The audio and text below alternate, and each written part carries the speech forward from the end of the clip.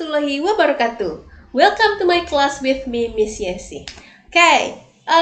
Ini video sengaja dibuat untuk mahasiswa baru yang akan mengikuti perkuliahan dengan Miss Yesi. Tentu saja ada beberapa the way and the rule yang should be discussed each other ya. Jadi harus ada peraturan nanti, kemudian apakah caranya atau bagaimana pendapat Anda semuanya mengenai nanti berapa agreement yang akan kita buat. Silahkan nanti kalau kalau keberatan silahkan komen di kolom komentar, kemudian berikan alasan supaya nanti bisa kita perbaiki bersama-sama, kita sepakati bersama sebelum perkuliahan ini kita mulai. Nama sudah terlihat di layar, Yesi Marzona, SPD MPD.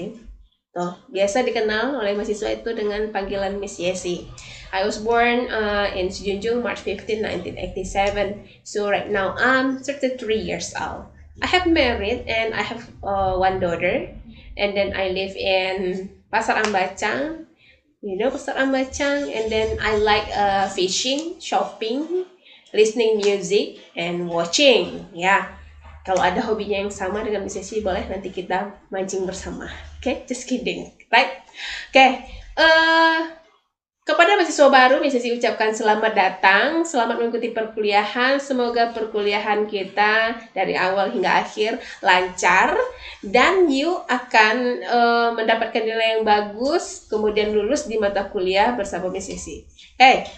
Tidak usah basa-basi, kita langsung aja mungkin ke peraturan terlebih dahulu sebelum nanti kita perkenalkan masing-masing mata kuliahnya.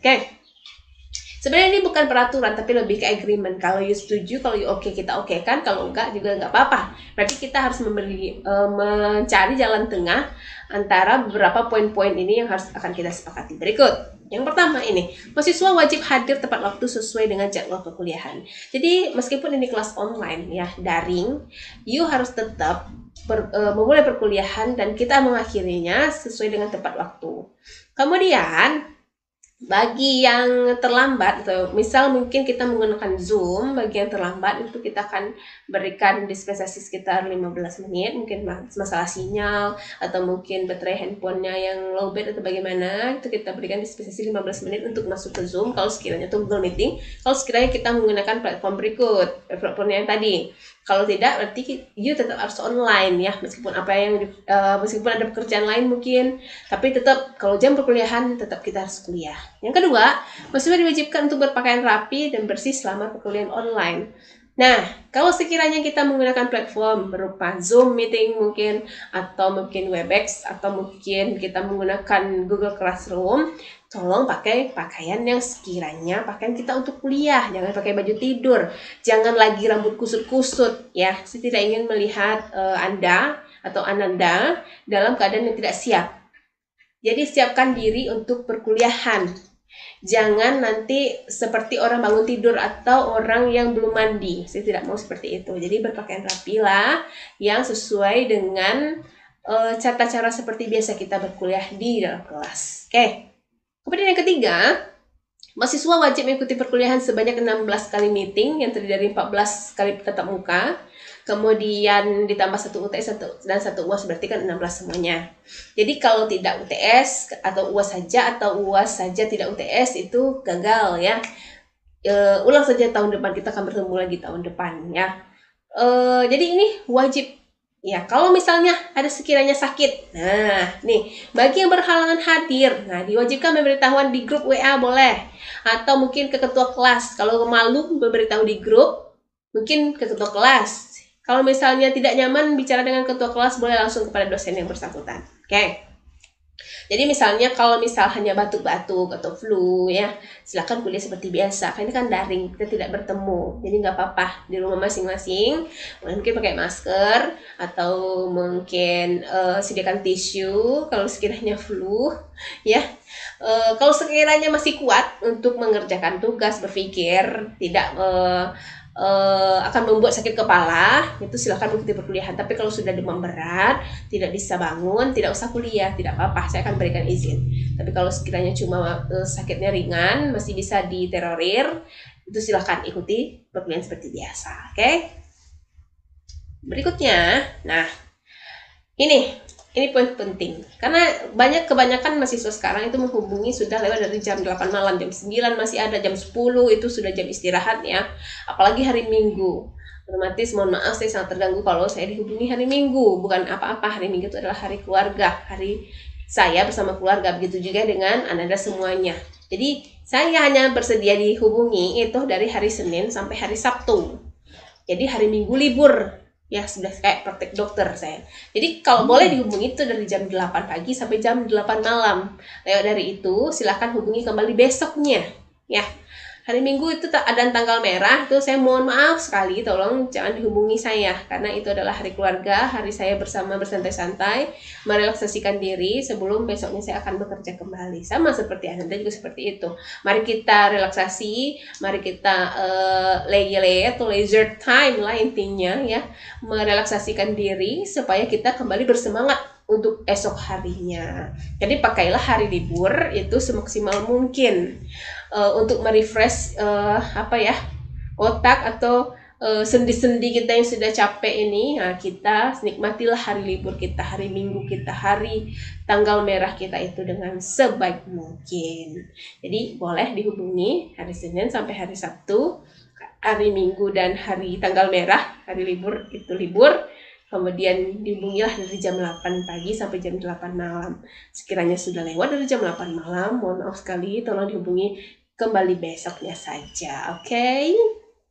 Nah, berikutnya, tugas harus dikumpulkan tepat waktu. Nah, ini, saya mau bicara masalah tugas terlebih dahulu. Jika tugas tersebut dikumpulkan melalui email, ini tolong poin penting, silakan Bapak Ibu catat, atau Anda semuanya catat, ya. Jika tugas tersebut dikumpulkan melalui email, saya suruh kirim ke email saya, itu harap dari satu pintu saja, dari ketua kelas saja. Jadi semua tugas Bapak Ibu atau Ananda semuanya ini dikumpulkan dulu ke ketua kelas, nanti ketua kelas yang akan kirimkan ke email saya. Tugas yang dibuat, nah ini tolong semua ya, untuk poin 6 ini tolong dicatat. Tugas dibuat, ini ditulis tangan, di buku catatan boleh, di buku latihan boleh ya.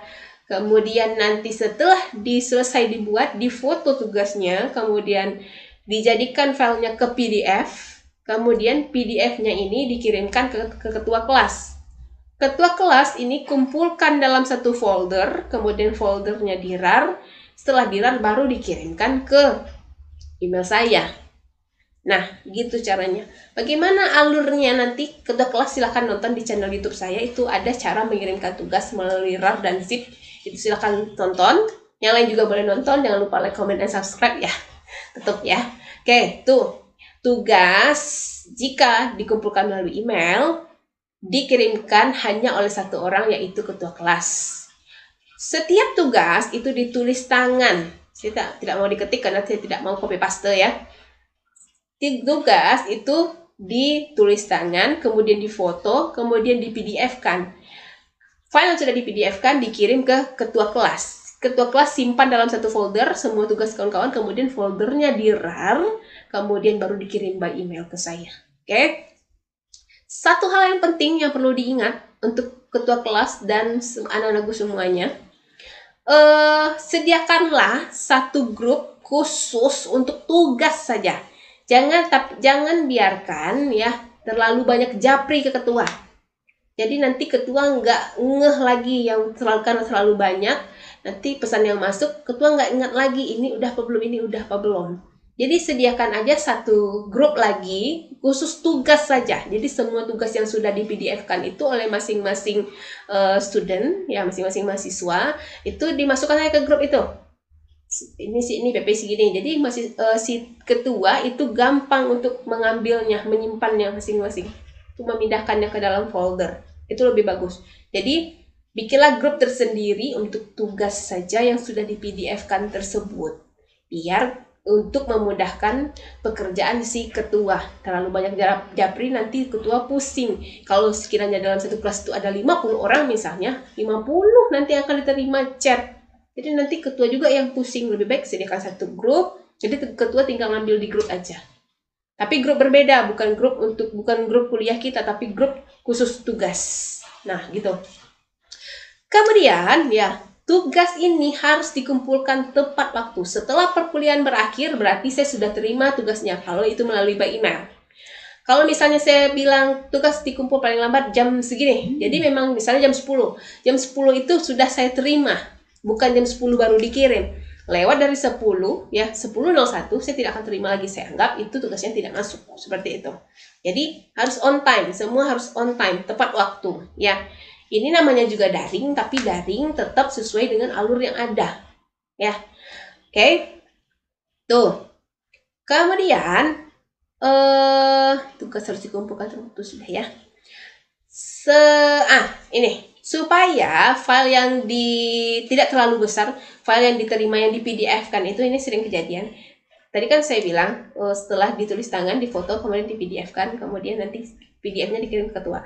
Supaya ukuran filenya tidak terlalu besar, saya harap ya kualitas fotonya itu diperkecil.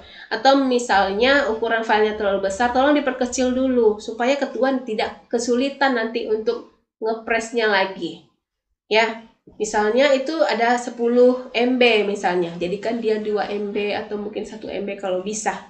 Ya, paling tidak ukuran kualitas foto itu diperkecil supaya tidak terlalu susah ketua dan memudahkan pekerjaan ketua untuk menyimpan tugas-tugasnya itu sebelum dikirimkan ke email saya. Oke, yang ketujuh, setiap mahasiswa mengikuti perkuliahan wajib menyediakan dan mencatat bahan perkuliahan. Nih, ini terakhir nanti akan saya tanyakan review of unit. Nah, ini biasanya di pertemuan 15 ini selalu saya tanyakan mengenai semua tugas, semua catatan atau semua bahan itu akan saya minta. Kalau sekiranya ada PR, mungkin saya tidak akan minta. Misalnya minggu depan ini tugasnya, saya bilang seperti itu. Kemudian saya tidak mengatakan lagi mana tugas minggu lalu, coba saya lihat. Saya tidak akan, mungkin saat itu saya tidak mengatakan seperti itu, tapi nanti suatu saat pasti akan saya minta. Bisa jadi di pertemuan ke-15 saya minta. Jadi setiap tugas yang saya berikan, misalnya minggu depan ini ya tugasnya, minggu depan lagi ini, jadi siapkan saja. Kalau sekiranya belum diminta saat itu, mungkin akan ini pasti diminta di pertemuan ke-15. Saya akan minta kembali. Nah, karena saya akan mengkolek ya, mengumpulkan semua tugas itu menjadi satu itu di pertemuan 15. Jadi meeting 1 sampai 14, meeting 1 itu perkenalan kita, introduction seperti ini, 2 sampai 14 itu kita pendalaman materi. Di 15 biasanya saya review semua materi dulu, kemudian baru saya akan menanyakan tugas. Saya akan periksa one by one, biasanya seperti itu. Di pertemuan ke-16 kita UAS seperti biasa. Jadi 8, di pertemuan 8 nanti ada UTS. Kemudian 9 sampai 14 itu materi. Kemudian di pertemuan ke-15 kita akan review semua unit dan saya akan minta tugas-tugas atau assignment yang pernah saya berikan. 16 kita UAS. Untuk UTS itu dengan saya biasanya di pertemuan 8 itu kan UTS, 9 biasanya ada masih UTS itu biasanya untuk speaking biasanya saya pakai. Jadi ada written dan oral test kalau di kelas saya biasa. Tapi kalau seperti ini nanti akan coba kita pertimbangkan bagaimana cara yang lebih maksimal untuk mengemas sebuah ujian. Baik itu ujian tengah semester maupun ujian akhir semester. Oke? Yang ke-8, jika ada pertanyaan mengenai tugas sebaiknya berkomunikasi di grup. Nah ini. Sebaiknya jangan japri ya, tapi di-share di grup. Kalau ada pertanyaan lebih baik di grup. Kenapa mesti malu menanyakan di grup? Kan kita sudah sama-sama kenal. Kalau misalnya kita menanyakan masalah A, kemudian teman kita juga tidak mengerti dengan A, lebih baik kita bahas bersama-sama di grup. Lebih paham kalau kita sekiranya membahas di grup. Jadi si A juga tahu, si B, si C, si D, jadi semua lebih paham. Baiknya di grup saja dibuat pertanyaannya, biar saya menjelaskannya itu juga satu kali, jadi tidak berkali-kali, tidak mesti japri-japri ya. Misal si A japri, si B japri, si C japri, yang ditanyakan juga hal yang sama, mending kita tanyakan di grup biar yang lain juga paham. Oke, untuk yang ke-9, gunakan bahasa mahasiswa dalam berkomunikasi ini. Ini sangat penting sekali karena sudah beberapa kali kejadian seperti ini. Ada yang japri saya menanyakan absen hari ini mana ya? Nah, tuh kelihatannya ini bahasanya bahasa sederhana ya, tapi kita kadang harus memperhatikan dengan siapa kita bicara. Ini kesannya kalau bertanya seperti itu, halo Miss Yesi, absen hari ini mana ya? Nah gitu, seperti kan itu bahasa yang apa? Bahasa ringan. Cuman kan ini seperti kita bicara dengan orang yang sama seumuran dengan kita, dengan teman kita.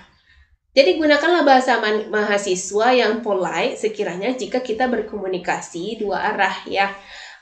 Mau bercanda juga di grup juga tidak apa-apa, asal polite, sopan. Kita tetap harus menjaga nilai kesopanan. Saya tidak gila hormat, tidak ya. Tapi hal-hal yang detail, yang penting-penting itu tolong sama-sama kita perhatikan. Saya akan menghargai Bapak Ibu dan Anda semua, begitu juga sebaliknya.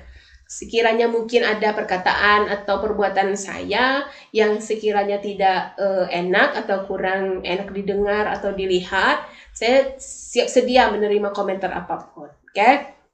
Begitu juga dengan Anda semuanya. Semoga perkuliahan ini berjalan lancar hingga akhir semester. Amin ya. Dan ini ada titik-titiknya. Titik-titik ini silahkan Bapak Ibu isi sendiri. Silahkan isi di kolom komentar juga boleh. Baiknya isi di kolom komentar karena saya akan baca komentar masing-masing terhadap ini peraturan atau the way and the rule of this class ya. Jadi kalau sekiranya ada nanti yang akan ditanyakan, tuliskan di kolom komentar. Kemudian ada poin-poin yang sekiranya berat atau harus diubah, silakan tuliskan. Kemudian jelaskan kenapa harus diubah. Kemudian yang poin ke-10 ini, silakan isi titik-titiknya sendiri. Kalau saya maunya isinya seperti ini. Semoga perkuliahan kita berjalan lancar hingga akhir semester dan saya akan lulus mata kuliah ini dengan nilai A. Nah, kalau saya itu isinya. Nah, kalau Bapak Ibu dan Ananda semuanya kira-kira bagaimana? Oke? Selamat bergabung di mata kuliah saya. Semoga kita semua dalam keadaan sehat hingga akhir semester. Sampai ketemu kembali di video-video berikutnya dengan materi tentunya. Dan jangan lupa untuk like, comment, and subscribe, and share to your friend. See you, bye!